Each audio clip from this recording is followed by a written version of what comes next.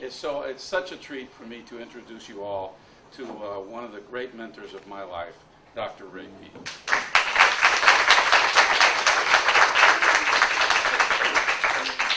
I thought maybe a place to start would be with the question that I asked you, because we do want to get into St. George and Otto Warburg and respiration and so on, but would be to start with the question I asked you before about how many languages do you speak?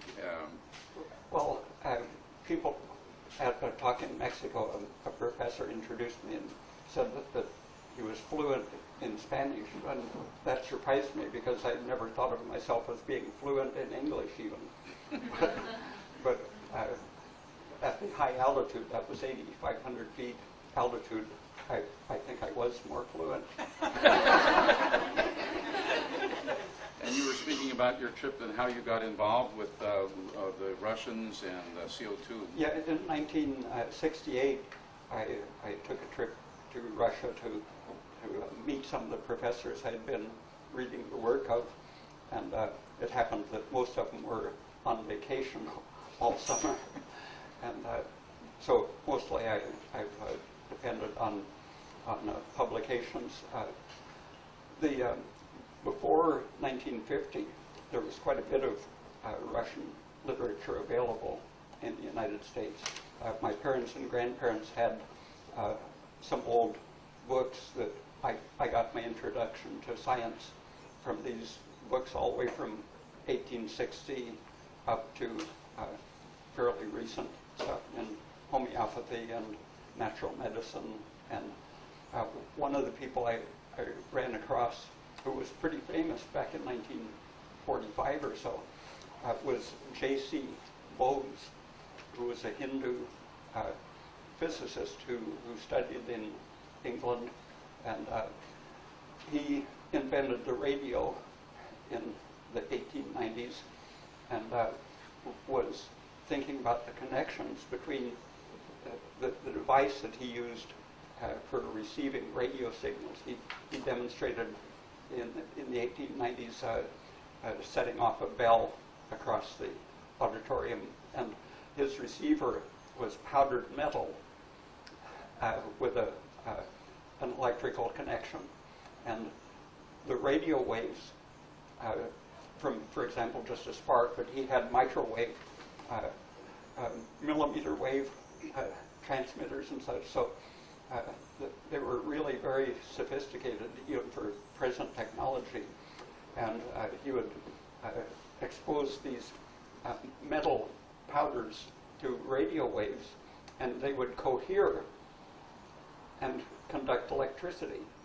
And he naturally was thinking about the sensitivity of organisms in comparison with this powdered physical state of matter. And to resensitize it, he would thump it. Had a little thing called a decoherer.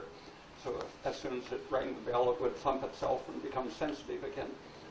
And that kind of thinking, he started arguing that he tried to distinguish the properties of sensitivity that plants and animals have from the various properties of crystals, rocks, everything he could think of.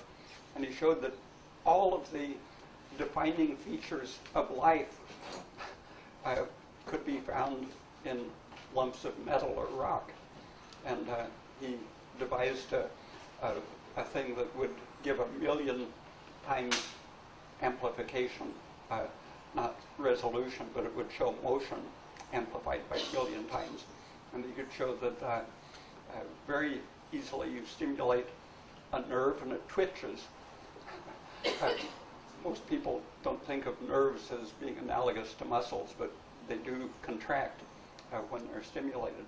And if you stimulate them too much, it can even break the nerve fiber by contracting it until it can't maintain its fine structure. But he showed that rocks, pieces of metal, would twitch when they were stimulated by any means, that mechanical and electrical properties went back and forth both directions. And the English physiologists and physicists of the time didn't like that at all. They were already getting committed to a mechanistic view of biology and neurology. And so he went back to India and set up his own research institute there, which is still operating with his name. And I think it was Marconi who went to try to get him to develop the radio technology many years later. But he was really about 120 years ahead of his time in everything. Mm. I know you wanted to speak in particular, start off in terms of respiration about St. Georgie and Otto Warburg, so maybe you might start with that. When I ran into academic biology, I realized that there just wasn't anything happening that seemed intelligent in American biology all through the 50s. So that was when I was going to college, and I decided that I would just read in the library all the science I wanted and major in literature and philosophy and linguistics and such. And when I was 18, I ran into William Blake in a literature course and realized that from the way he used language, he knew stuff about the physiology of the brain, among other things, that started me thinking in that direction. And so I read Swedenborg's work on brain physiology. Again, in the 18th century, he knew stuff that was rediscovered only in the 20th century. But Blake was writing about this stuff 200 years too soon. And that helped guide me through the science literature. And finally, in 1968, I had decided I could tolerate getting a degree in biology. That I had learned you have to be quiet, not say what you think. Like one of my professors explained nerve cells and pH meters as both working on the basis of a membrane. And all through the 20th century, they talked about the pH glass membrane. But I mentioned that you could get exactly the same pH measurements if you filled your glass membrane with mercury instead of acid. And I said, does that mean that the mercury diffuses freely through the glass membrane?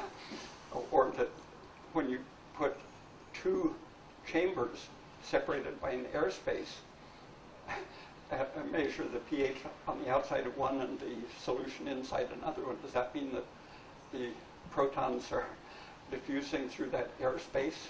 And I learned that you shouldn't do that.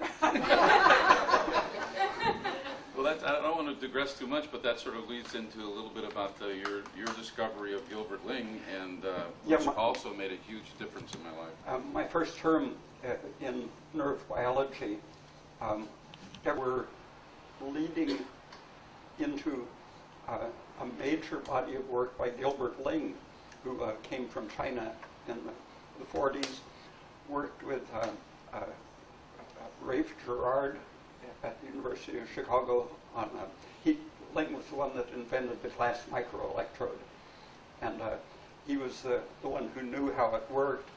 And in studying cells, he couldn't accept the idea that it was penetrating a membrane to have its effect, and he said it was simply a phase contact, like the pH meter. It was a surface effect of the glass, the same as a Leyden jar, exactly the same surface electrical effect on a cell or pH meter or anything that has an electrical surface. And I saw that Gilbert Ling had answered all of the problems that my professor was talking about, but he had done it in a meaningful, coherent way that harmonized with J.C. Bose and others. And I saw that Albert St. Georgi was doing the same kind of coherent biology. It had nothing to do with membranes.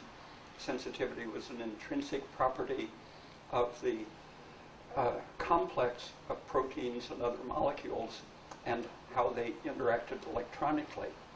And I wrote Gilbert Ling and said, am I understanding this right? It looks like you've already solved these problems that people are confused about.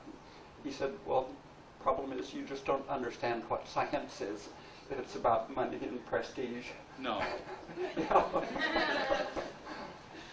Well, it's never been about that for you, and which is unfortunate, because Dr. Peat has always been so generous, as he is today, being here. So maybe you want to go further a little bit more with the St. Georgi and Otto Warburg and the whole issues about Yeah, I wrote to these people because they were doing the stuff that I thought my professors should be doing. And St. Georgi, I saw was related to another respiration physiologist, W.F. Koch.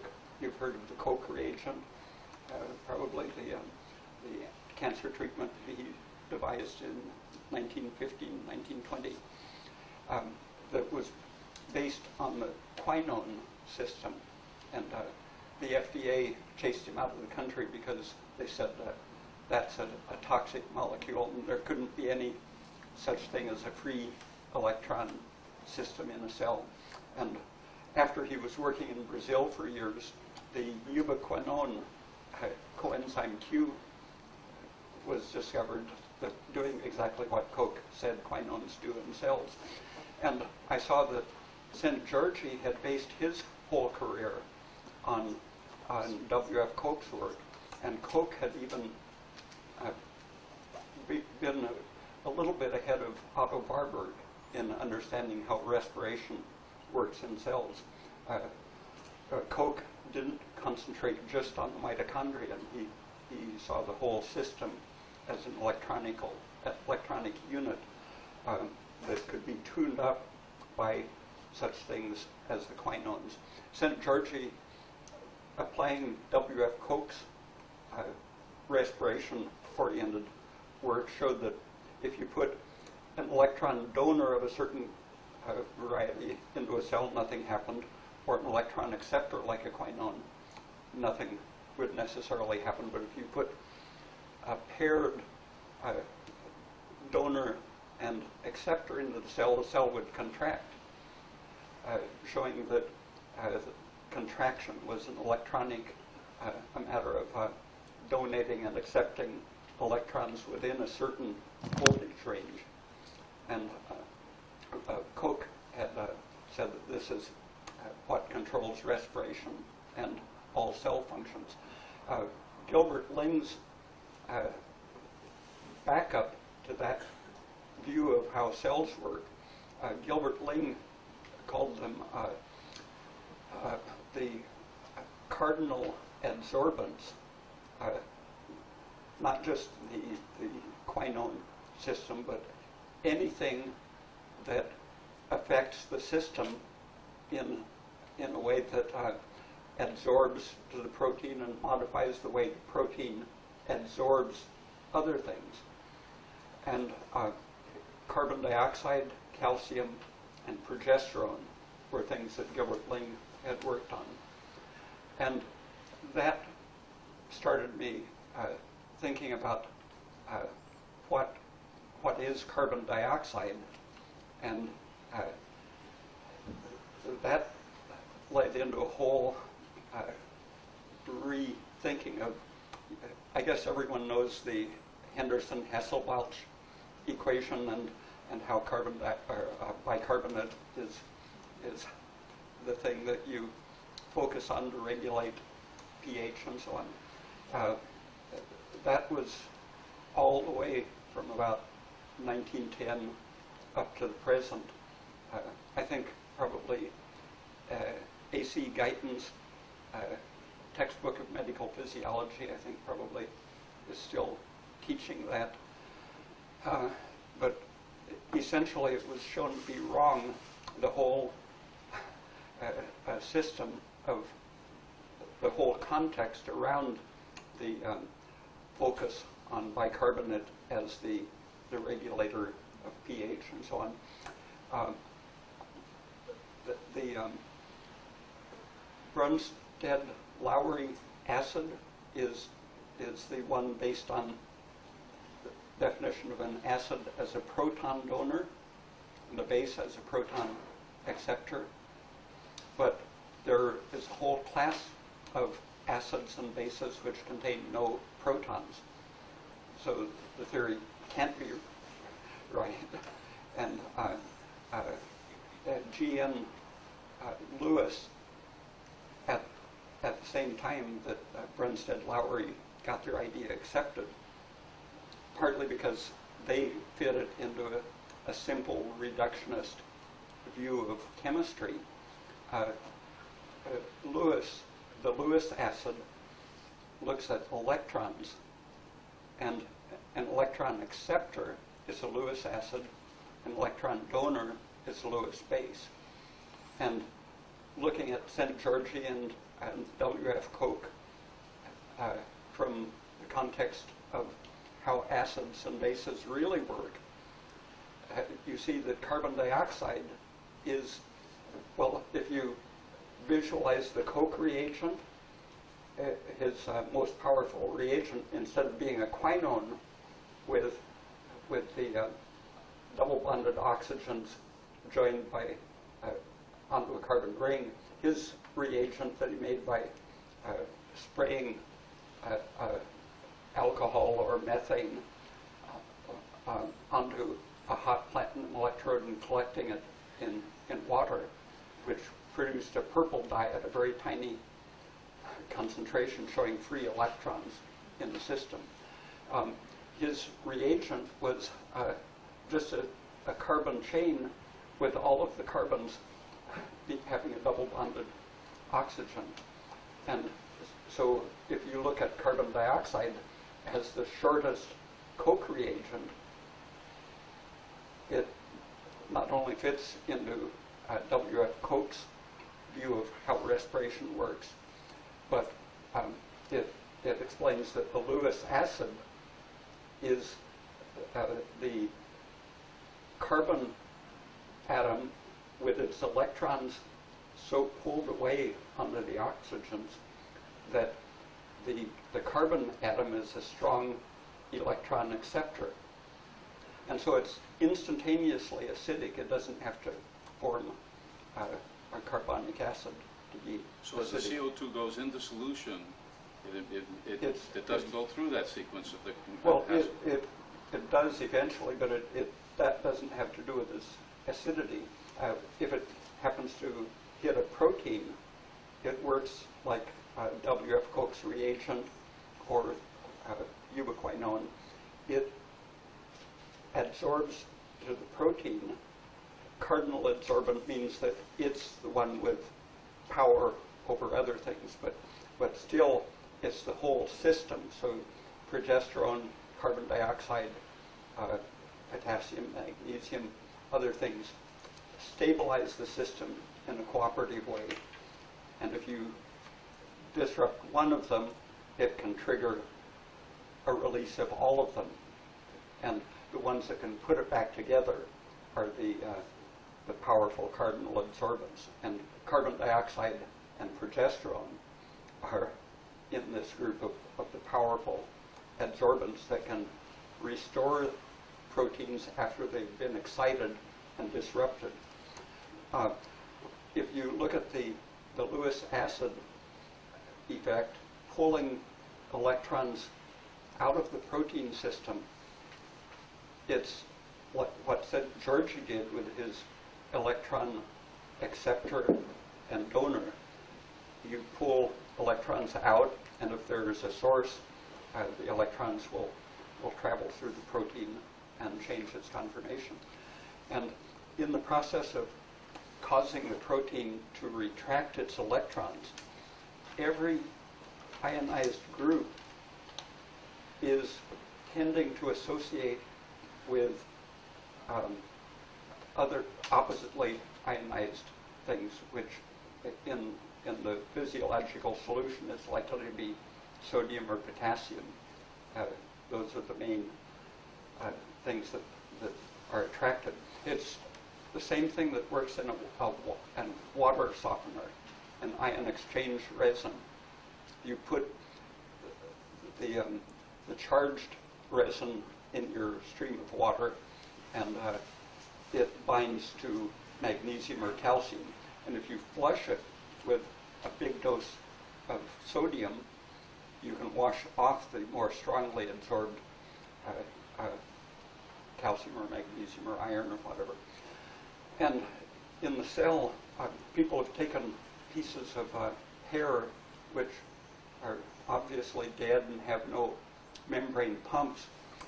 They've washed the hair free of all counter ions, and what's left is a protein with some ionized groups, so it's a weak acid. And they then dip it into serum or any mixed solution, and instead of picking up the sodium that's abundant in the serum, the hair will reestablish the high potassium, low sodium arrangement. It's a bulk ion exchange effect, and when you excite the cell, temporarily it loses that property and will pick up sodium momentarily and lose potassium. And they talk about that in terms of membrane pumps restoring the balance, but it's the protein. Gilbert Ling, at great redundancy, has explained that over and over for about 50 years, and very few physiologists want to get involved in it because his math seems complicated for most physiologists who are already committed to the kind of math that A.C. Guyton uses, a simple reductionist sort of thing. Now, in the Buteco, in the way in which we kind of look at things from Buteco's standpoint, we're looking at the Bohr curve, the Bohr relationship. And so maybe I'm not understanding this clearly, but our notion was that in the Bohr relationship, that CO2 coming in allows for oxygen to dissociate from the hemoglobin, but it was through the Henderson-Hasselbalch equation that we understand why the body continues to operate poorly, in a sense, by overbreathing and getting rid of more CO2. So I think you're saying that really doesn't quite work that way. Well, there are places where it doesn't work. For example, the textbooks say, well, you must have to lose bicarbonate in your urine if you're going to acidify. But actually, good experiments show that you don't, in fact, have to lose bicarbonate to acidify. And it's just bad bookkeeping in most cases. They don't look at the total amount of carbon dioxide in the system. For example, if you heat the bones of an average animal or person at sea level, you can drive out maybe 100 liters of CO2 that was bound in the bones. But in experiments where they have kept, for example, for submarine studies, they'll keep people 5 weeks or 3 months or so in a chamber with 1% CO2 in the atmosphere, roughly 30 times the normal amount. And they see ups and downs of the bicarbonate doing something. Mm-hmm. But while there are these up and down adaptive reactions happening, they find that there's very little calcium. They're eating calcium-rich food, but their urine has very little calcium, very little bicarbonate in it, when they're being really well supplied with carbon dioxide. And after they've been out of the chamber, they keep pouring out bicarbonate and calcium. And if you look at people who live at 0.03 carbon dioxide in the environment,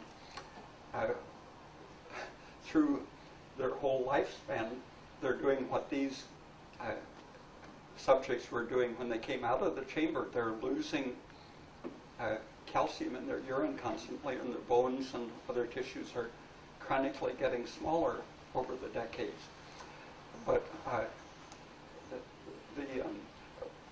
just after 6 weeks in one of these chambers, someone calculated that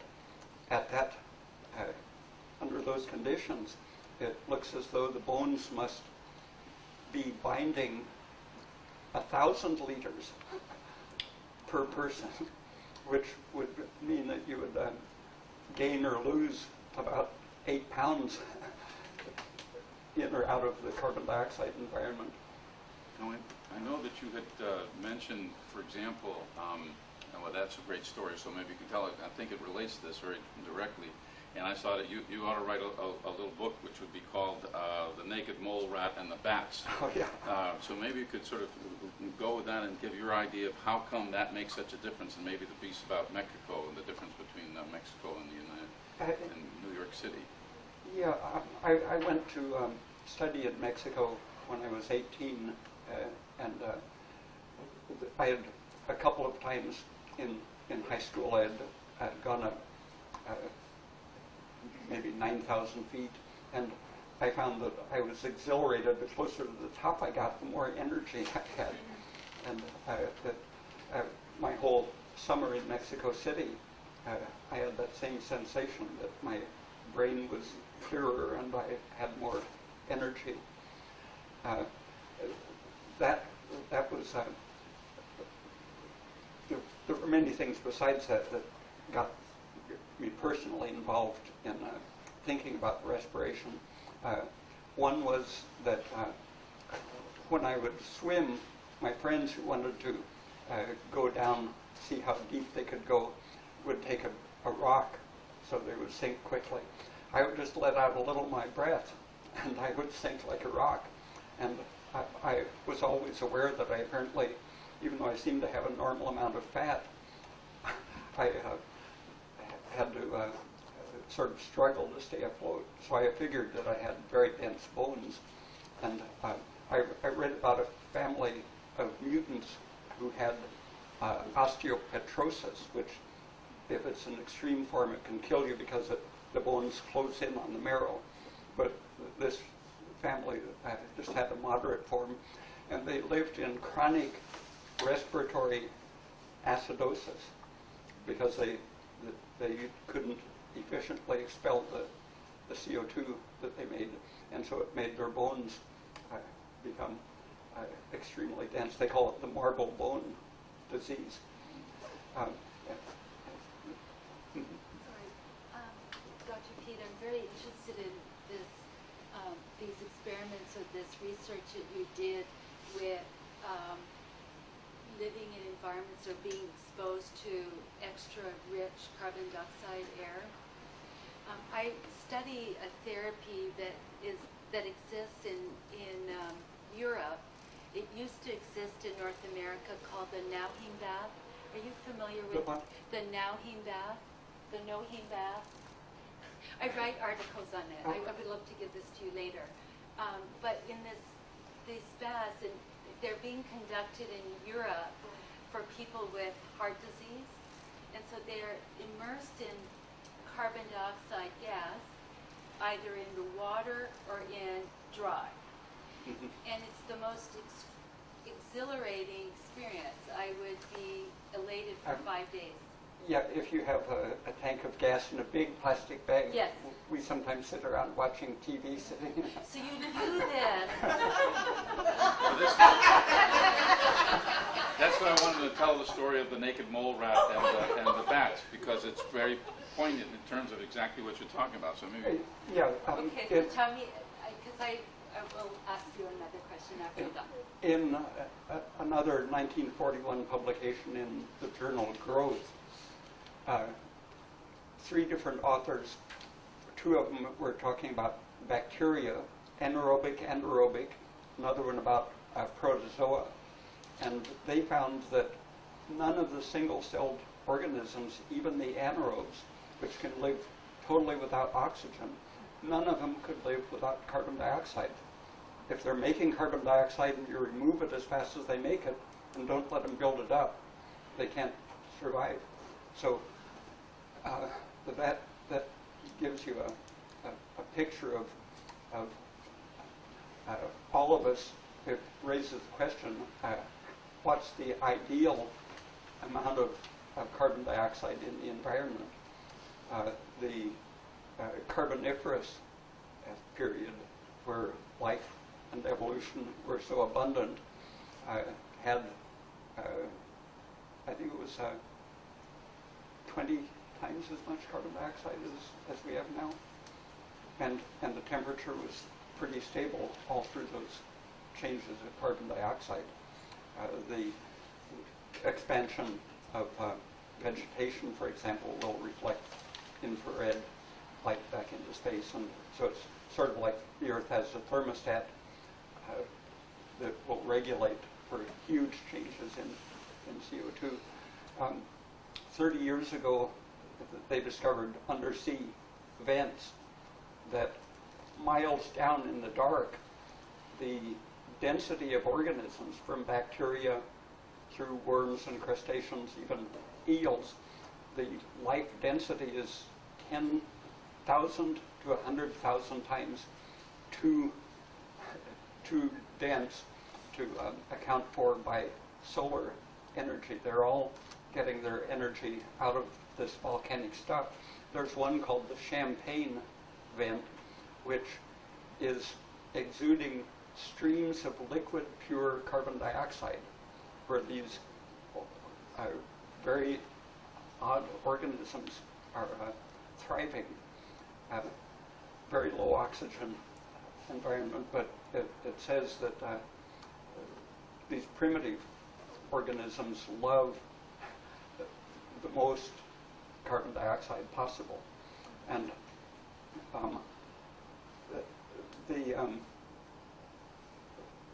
when you look at the lifespan, not only our loss of bone and tissue with aging, but all animals and even plants suffer from a lack of carbon dioxide. If you lower it, even plants won't do well.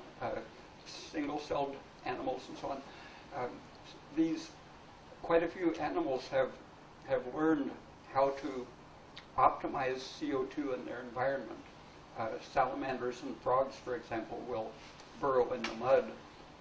Frogs will leave their nostrils out and breathe as their skin is not losing carbon dioxide anymore when they're buried in the mud. And they gradually load up on carbon dioxide. And they found frogs in cement castings that broke open. Decades later, the frogs hopped out. And also in the 1940s, people experimented with, for example, poisoning to death rats or mice with 50% carbon dioxide and keeping them dead for an hour and then reviving them, and they had no brain damage. And giving a zero oxygen supply to rats, if they gave them extra CO2, they weren't damaged by the absence of oxygen.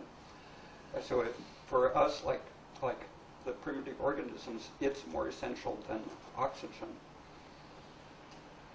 The naked mole rat? Yeah, getting there. Okay. I'm going to hear this story.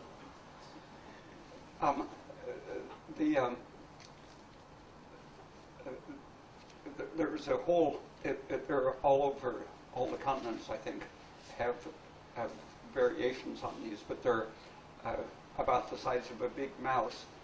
And mice usually live 2.5 years maximum, something like that. the naked mole rats that they've had in labs, even though they weren't in their natural habitat, lived 30 years. And they not only live in burrows, but they close off the entrances to their burrow and keep the oxygen way down, less than half of atmospheric, and the CO2 up around 5 or 6%. And so that's more than the submarine experimenters got, but it increased their longevity tremendously. Queen bees live, one calculation was they live 47 times longer than the worker bees. And the worker bees every day go out into the atmosphere and they build up many times more free radicals, lipid peroxides in their tissues than the queens, because they're out breathing fresh air. The queen is breathing 5 or 6% CO2 in the hive. And also the workers eat pollen and get a lot of polyunsaturated fatty acids that in the absence of carbon dioxide, these things produce the lipid peroxides. And in one experiment, people increased the CO2 in the tissues 3 times normal and saw that the normal amount of lipid peroxides went down to 0.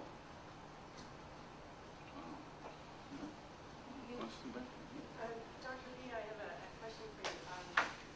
Recently I read a medical paper about near-death experience, and they had several patients who went into cardiac arrest when they died in a hospital, and then they returned to life.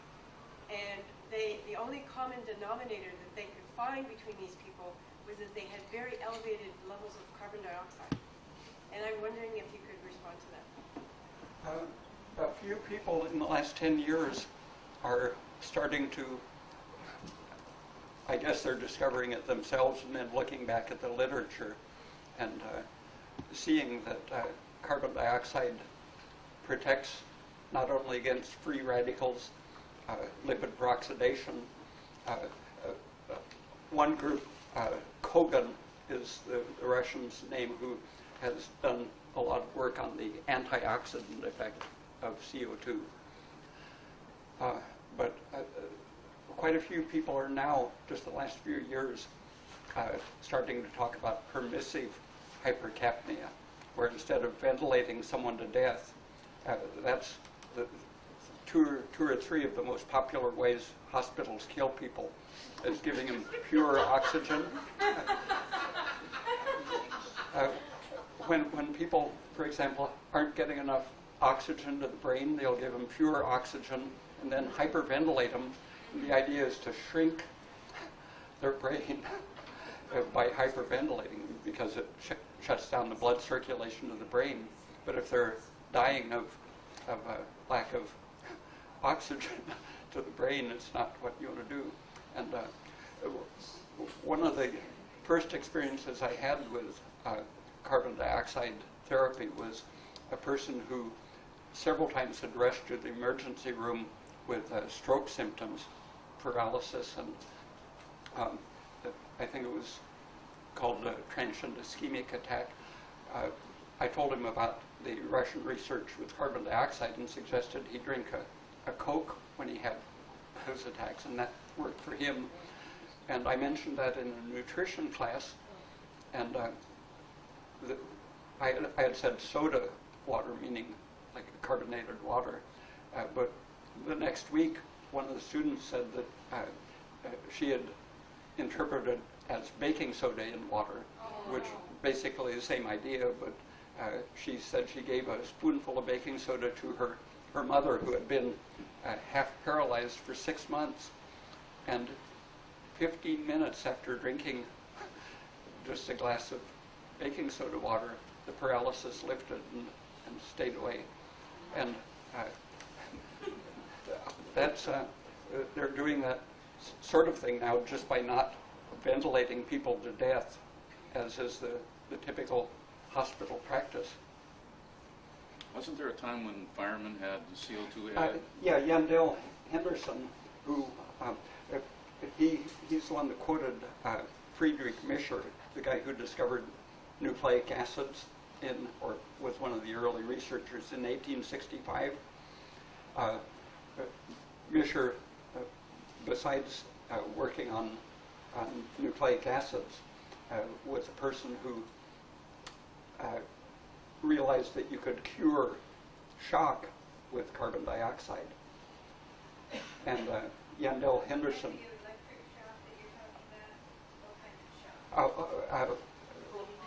Septic shock, for example. Anything that causes the loss of circulation. Instead of giving them oxygen, he would give them carbon dioxide. And Yandell Henderson knew about this work 50 years before his time. And in the 20s and 30s, Henderson devised systems with 5%, sometimes 7% or even 10% carbon dioxide. The 5% mixture in oxygen is now called carbogen. But he had fire departments all over the United States and a lot of hospitals using 5% carbon dioxide for starting babies breathing and treating shock cases. And right after the Second World War, when several factors came in, that went out. Medicine became purely reductionist and mechanical and mistaken after about 1945. Was it used post-operatively too? Didn't the Germans do something Oh, like that? it's, yeah, now a few people are using it. A friend's grandfather, 94 years old, had become sick. He wanted to travel around the continent. He went to Munich, I think, and spent 4 days getting what they called carbon dioxide therapy in the hospital, and went back and resumed his trip around the world. Now that reminds me also, I'm sorry, we have a lot of people want to ask some questions. Yes, Amy, and then Patrick. Can you talk a little bit about carbon dioxide and hyperbaric oxygen therapy? Yeah, I have a friend who had been using hyperbaric oxygen therapy, and I was talking about carbon dioxide and the essentiality of that. And so he added some.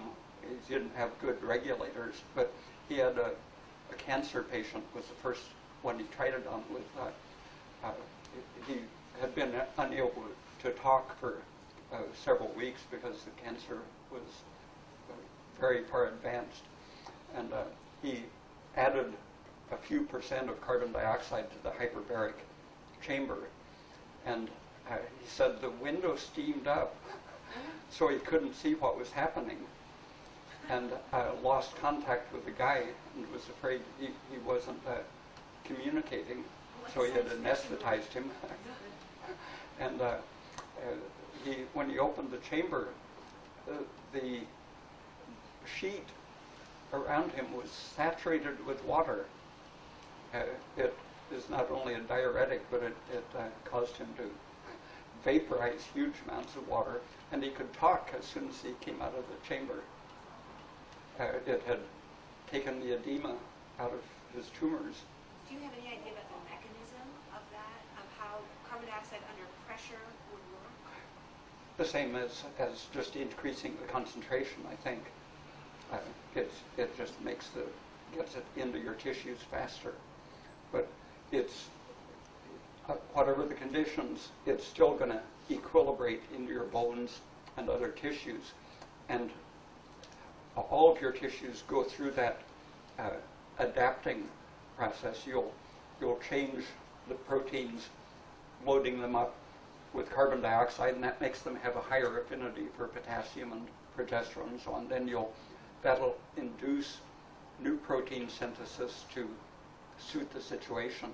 And so it's a fairly prolonged thing to adapt, and no one really knows how long the ideal adaptation is. But I've seen people just by breathing in a paper bag a few times a day, bring their blood pressure down 30 points and keep it there just in 2 or 3 days. Yeah, there's the group in the Institute for the Achievement of Human Potential in Philadelphia. Glenn Doman masks these kids who are brain damaged, and it creates a tremendous change in glial cell activity, and they're really recovering much more rapidly just masking the kids. He masks himself too, so he keep his memory. Well, there was another animal that I didn't mention, the bat. Oh yeah. Bats like to live in caves and have a fairly high carbon dioxide environment, and they physiologically have a very intense metabolic rate. So they're producing it even when they're hanging in their cave. They're still adjusted to this high tissue and serum level of carbon dioxide.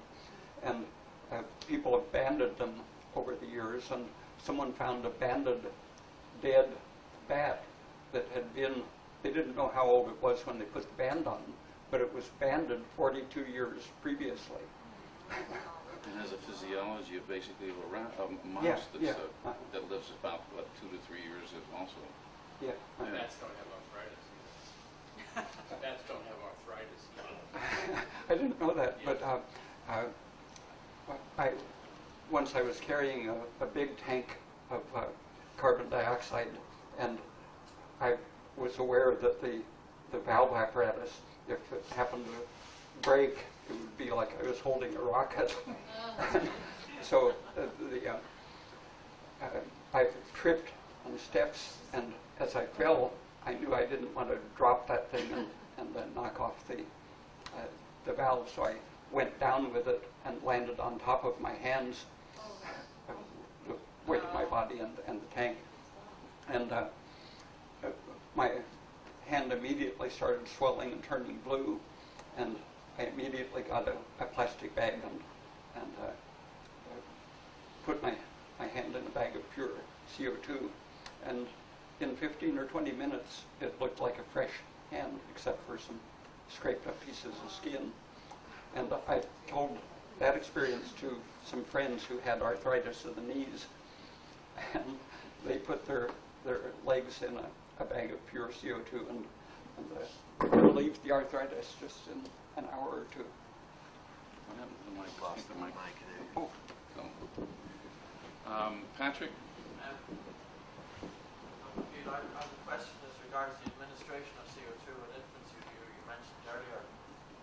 I'm sure they were breathing it in some shape or form. And my question is, if you administer a higher level of CO2 than the organism is able to tolerate, will it not induce breathlessness and re-breathe out the CO2 again? It stimulates its own production. When you, I used to, when I was talking about the effects of polyunsaturated fats and thyroid and estrogen on respiration, I would concentrate on the electron transport chain and the cytochrome oxidase enzyme, which is under the influence of thyroid or altitude. You increase the amount of not only of total mitochondrions, but of the, especially the cytochrome oxidase enzyme, which is what uses oxygen and governs your rate of oxygen consumption, how much of that enzyme you have and how active it is. And when you saturate a cell with a very large amount of CO2, you activate, chronically you increase the number of mitochondria, but fairly quickly you increase the amount of the cytochrome oxidase enzyme and increase its activity almost instantly. The first thing you see is that the whole oxidative balance of the cell is increased towards the oxidized state, pulling electrons out of the system. Diabetics, in the cytoplasm of a normal person, you'll have a ratio of 500 or 600 NADs to each NADH. When you're, if you plug up the cytochrome oxidase, as in Warburg's idea of what happens in cancer, and start running on increased lactic acid formation, the NAD is being consumed in making lactic acid. And although this pours lactic acid out into the system as a hormone of stress and toxic inflammatory effects, it leaves the NADH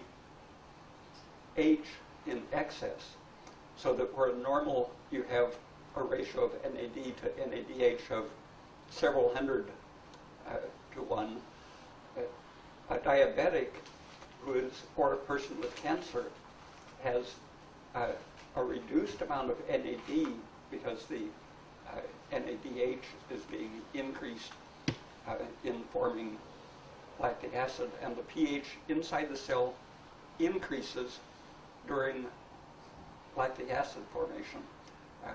If you look at the equation of forming lactic acid and using a pure niacin cofactor, you see why it increases the pH of the cell for the lactic acid to be produced and leaving. And so the several effects of the carbon dioxide shut off glycolysis, and it also shuts off lipolysis. A diabetic is forced to use increased amounts of fat, and free fatty acids poison the mitochondrion so they can't respire, as in the Warburg effect of what constitutes cancer, the defective mitochondrion, especially the cytochrome oxidase. So you're turning off the crucial thing in Warburg's cancer explanation, turning off the lactic acid excess production. At the same time, you're increasing the cytochrome oxidase and shifting the balance of the cell, so that the diabetics or cancer patients will have much lower ratios of available NAD. And just by looking at the ratio of NAD to NADH, you can see that diabetes and degenerative diseases generally have an over-reduced cytoplasm, and the stressed system, besides being reduced, that means it's got more electrons than it should have. This makes the whole system have, in the sense of alkaline things as being electron donors, it shifts the whole system's pH towards the alkaline direction, and that is involved in loading up the system with water. If you put acid in a gelatin solution, it excretes water. If you alkalinize it, you puff it up. So it's just a physical effect that water is attracted towards the electron-rich polymer. So carbon dioxide is changing the water economy of the cell, its physical arrangement, which affects the enzyme glycolysis and respiration, and you're actually increasing all of the aspects of the oxidized condition of the cell, pulling the electrons out of the system, in effect, at the same time that you're activating the oxygen as the ultimate electron acceptor. So if you want to damage the respiratory apparatus, you can cut off the oxygen without supplying the CO2, or if you make too much lactic acid available, the same thing happens. The lactic acid displaces CO2, so that you hyperventilate when you make too much lactic acid. And if you hyperventilate, you make too much lactic acid. So like just driving on the freeway, you probably are shifting your balance by hyperventilating in the mechanical sense, and that pulls the cells in the direction of making lactic acid, which keeps the stress system going. Now, at higher altitudes, like, again, for example, in Mexico City versus like New York City, we have, you know, much more pollution in Mexico City, and yet the rate of asthma there is lower than it is in New York City. Yeah, and Mexico City is much more polluted than most of the U.S. cities. And kids who grow up there very seldom have asthma.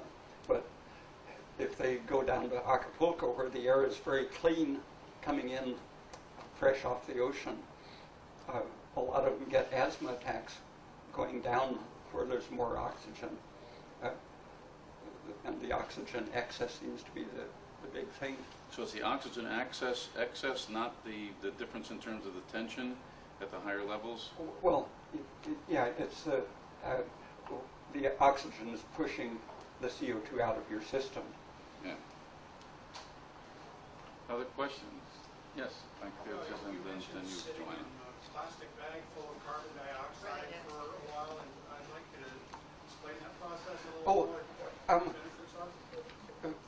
Many years ago, people studying hot spring baths, you know, people have known about carbonated baths of the natural sort for thousands of years. Already in Europe, in the 1700s, there were several big companies, Schweppes, and a Hungarian company, a Swedish company, German and English companies were already bottling carbonated water from their springs, and that was Joseph Priestley, the guy famous for oxygen. He was one of the first people to devise a way to artificially carbonate water, making a tonic, a drug product, essentially. But the Japanese, I think, were the pioneers in doing the physiology of how bathing in carbonated water works. And the reasoning is you can only get a certain amount of carbon dioxide into warm water, and the body already has more carbon dioxide than that. So what the mechanistic idea is, if you have a membrane and things always go down gradients, you must be losing carbon dioxide into the water even when it's carbonated. But the Japanese found that it actually goes into your body up the so-called chemical gradient, as if it's being pumped in. But it's because, like, the bones can store 1,000 liters per person. All of your tissues. Other people have experimented with storing meat in carbon dioxide, and just a chunk of muscle, dead muscle, can store a huge amount of carbon dioxide. And it's the same thing that happens in the Bohr effect. On hemoglobin, the carbon dioxide makes the hemoglobin as a unit a little more acidic by retracting the electrons, and that's just enough to make the oxygen a little less sticky to the protein. But in the whole body has this affinity for carbon dioxide that binds strongly enough to pull it right out of the water, and it can be in the form of bicarbonate or carbon dioxide gas. It still flows up the gradient into your body, and the main thing seems to be the carbamino formation on lysine and other amino groups in proteins that works in the Bohr effect. But we're made of proteins that are rich in lysine and other amino groups, and even the nucleic acids contain some amino groups that physically just are going to have to associate with carbon dioxide. And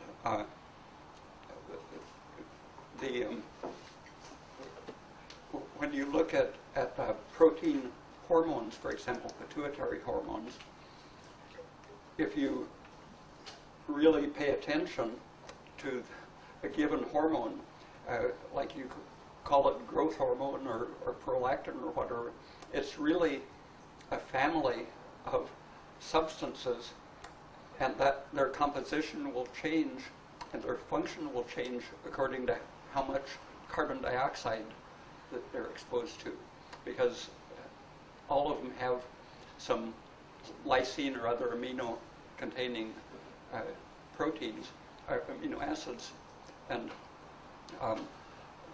when the carbamino group is formed, instead of being an amino in contact with water, it's this more acidic carbonyl carbon dioxide bound under the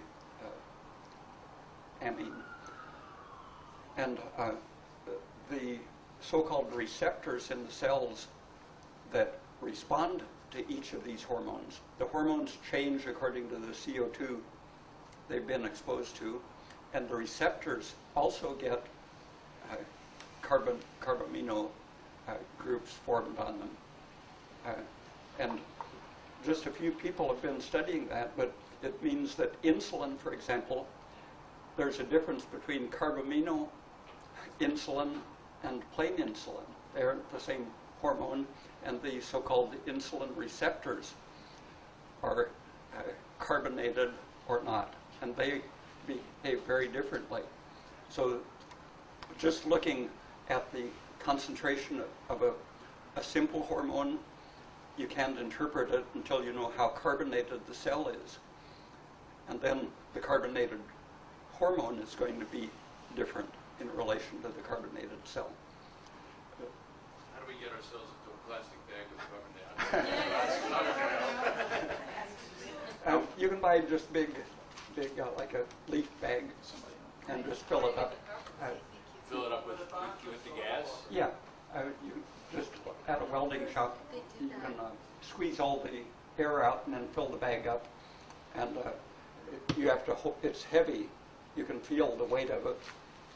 And if you hold it up once it's full and climb over the edge so you don't spill it, and then close it up, as soon as it touches your skin, you can feel it's hot because it's causing vasodilation. This is the gas itself that's in the bag? Yeah. It's heavy, so it stays down. Anna, you had a question. Yes, I did. So when you first were talking, Dr. Peat, gosh, I'm trying so hard to stay with you here.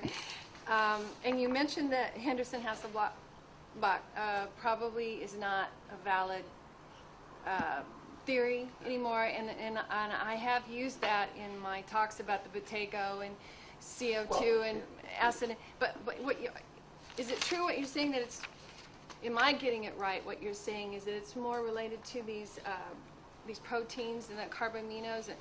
Would you just clarify that for me, please? Yes, the carbon dioxide directly acidifies not only the hemoglobin in the red cell, but it acidifies your whole system and makes the cell have a greater affinity for oxygen. So it's causing the cells to pull oxygen in as well as driving it off the red cell. And where the Henderson-Hasselbalch goes wrong in the worst way is how kidneys behave. If you look up Peter A. Stewart's, the strong ion difference is what is the first substitute for the Henderson equation. 30 years ago, he said, what is the role of bicarbonate in acid-base regulation? He said, simply none. Oh, wow. But he was only talking about the blood, really, and not about cells, so he's only sort of halfway there. You have to think about how the cell is being made more eager for oxidative processes when it's well carbonated. And you can approach the carbonation, for example, with pregnenolone or progesterone. You're contributing to pushing the balance in that way, so that hormone will make the cell have a greater affinity for carbon dioxide. And estrogen does the opposite. Instantly, estrogen, within 2 or 3 minutes, you can see the cell begin to take up water and begin to make lactic acid, poisoning the respiratory system.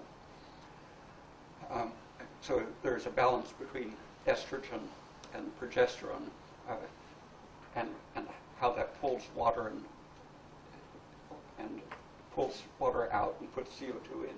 You're one of the most popular books that was built on a lot of Dr. Peat's work, but sort of really not only popularized it, but I think kind of, brought it down a bit, is by John Lee, the book called What Your Doctor May Not Tell You About Menopause. But it's much more well explicated by Dr. Peat's book himself, which is from PMS to menopause. Yeah, which is also The name of your book, PMS? from PMS to menopause, female hormones in context. yeah. I'm sorry, I want to make sure we cover 2 other things, and if we have some time, I'll come back to you. I'd be glad to. But because most people are not aware of the relationship between thyroid hormone and CO2, so would you just speak a little bit about that? Besides the thing I mentioned about the rabbit bones being overdeveloped in the presence of either carbon dioxide or thyroid, there have been many experiments using just T3, the active thyroid hormone, in mouse skull bones, which you can grow in a culture dish. And they showed that T3 very quickly stimulates respiration and the deposit of calcium carbonate as the new bone. New bone is calcium carbonate rather than calcium phosphate. And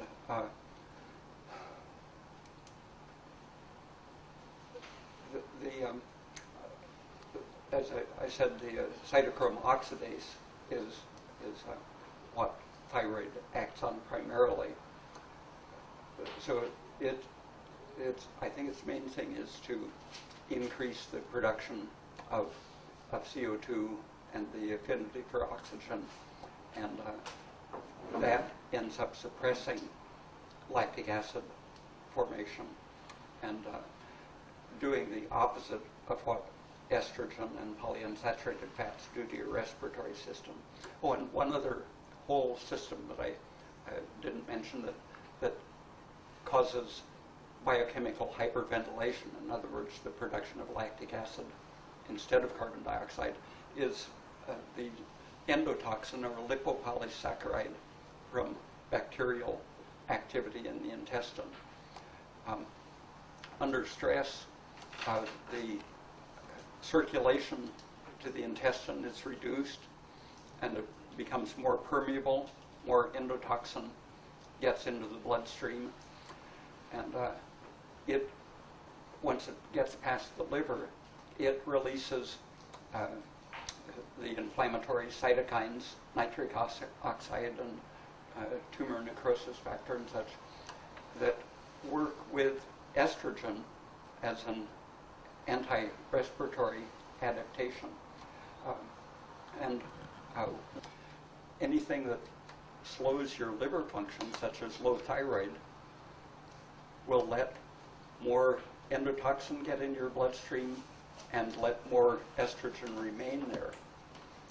And both of these, in turn, lower your CO2 production and thyroid function.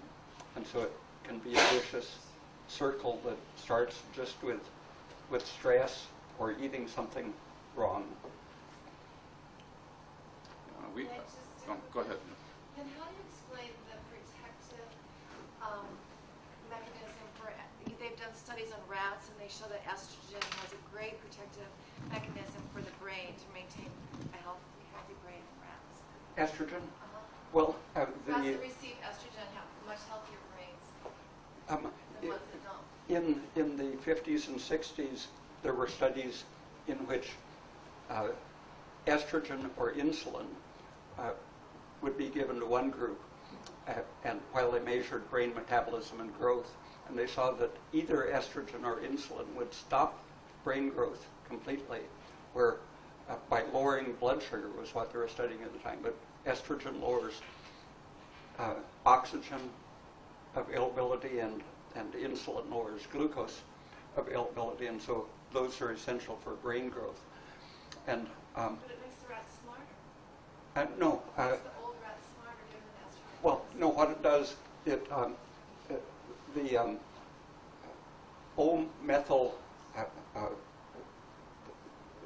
O-methylation of brain transmitter substances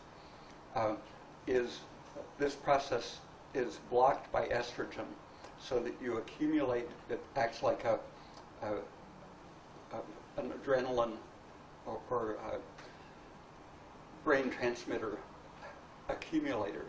The estrogen has a toxic effect on the detox enzyme system that should lower your brain transmitters. And cocaine and estrogen have almost identical effects on this enzyme system, acting like an antidepressant, or the cocaine effect, which is an excitant. So cocaine is really a safer solution to increasing brain activity than estrogen, because estrogen has these liver and thyroid suppressive effects and increases vascular permeability and a tendency to blood clot and so on. So it's a very risky way to increase your brain function. Somebody just ran out and they're going to have a bunch of cocaine available for us. Final thing I wanted to, just have one mention, because this is someone, again, that hardly any of you, certainly not myself, will have heard of, and that's just a moment about Mei Wan Ho. Oh,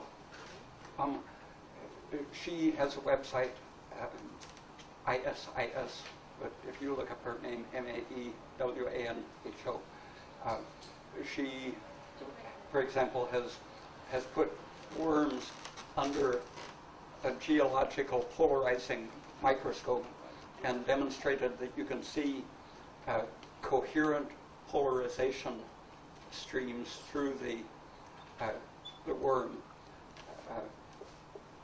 Her book is, I think, called The Worm and the Rainbow. Rainbow and the Worm. And I got interested in her work when I was in Mexico. In Michoacan, they used to catch their fish and lay them out in the market on a newspaper or magazine or something, and you could read the fine print through a fish the size of a trout, just like a lens. When you cooked them and ate them, they had bones and blood vessels and organs and so on, but in the living state, you could see right through it like glass. And the only way to explain that is that photons are behaving in a way that is very hard to explain, but Mei Wan Ho is working. She sees the body as the liquid crystalline. Yeah. The fluid system is a crystal. It's an ever-changing crystal. Solko Tromp, Tromp, wrote a book called Psychical Physics, I think about 1940, but in the 30s, the idea of life as a liquid crystal was already catching on, and that was just one of the things that in the late 40s got knocked out by standard reductionist medicine. Work of Gerald Pollack. who really believes that the water of the body, as opposed to Bruce Lipton who's thinking membranes, Pollock is talking about the liquid crystal as the controlling factor of the movement of metabolites to the system. Yeah, I think that's going in the right direction. I think so, too. Gilbert Ling has the fine details on how it works. GilbertLing.org is his website. Well, Dr. Peat, is there any final comments that you would like to, we could go on for hours and hours and years, actually, but is there any, something that you felt like you would like to say to this group in terms of your life experience and sharing your own sense of wisdom about what you might say to us? Well, for people in alternative, holistic health interests, carbon dioxide is really a good thing to focus on, because it's, if you think of context as being what's missing from reductionist medicine, every life process, carbon dioxide is a context that you have to take into account. And if you look at any tissue or organ or system in any kind of organism, the way carbon dioxide behaves in that organ or system is going to be a model for the way carbon dioxide works in other systems. So your heart and brain, same thing. If you are hyperventilating, your heart blood vessels close off, metabolism goes bad, you get heart pains or heart attack, clotting, and so on. Same thing, clotting or transient ischemia, spasms in brain. Just simple carbon dioxide will cure or prevent the most drastic sort of biological events.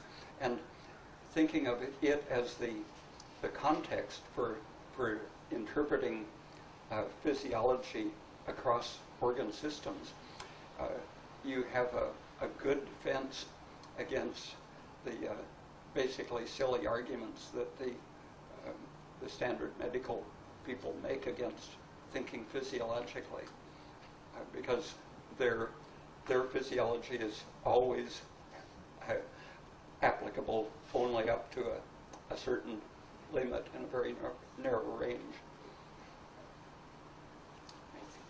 I think we're about, we're going to have to finish, so thank you very much, Dr. Peat. It's just an absolute pleasure.